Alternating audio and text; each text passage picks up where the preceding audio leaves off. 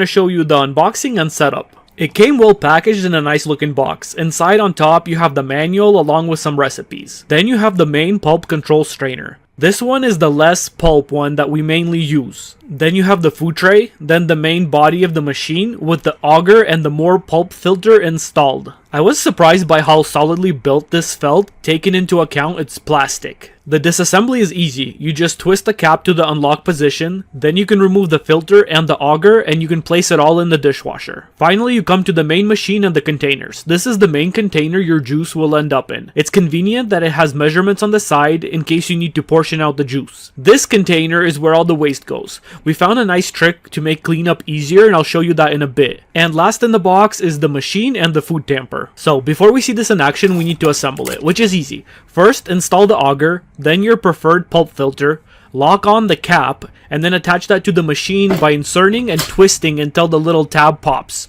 Don't forget to open the little door underneath, or the juices could build up in the machine and start coming back up the chute. It's easy to catch if you're paying attention, but I've heard it happening to people. Definitely not me though. Anyway, moving on. So then the pulp container goes here and the food tray attaches on top like this. And the juice container goes right here. And obviously the tamper goes on top. So here is the little trick to making cleanup easier. You can just basically take any bag and place it in the pulp container, so that way you don't even need to worry about cleaning it up after you're done juicing. And actually juicing is simple. You click start and start feeding your ingredients into the juicer. See the little wobble of the machine as I'm feeding it? This is what made me take longer to do a review. I wanted to make sure it would hold up over time. But even though it does move a little bit, it handles everything like a champ and hasn't given me any issues in the last 4 months. So, a couple of tips. While it's great about not getting clogged, it helps it run better if you mix soft things like oranges with harder things like carrots or celery. Doing that helps push the pulp out better. You will also probably need to press the pulp down a bit to make more room in the bucket. The pulp comes out a little moist, but honestly it squeezed out more moisture than I expected it to. The pulp control is pretty good, but even with the low pulp filter, there is some in the juice, especially if you do things like oranges. The machine itself is very quiet, and this is what it sounds like.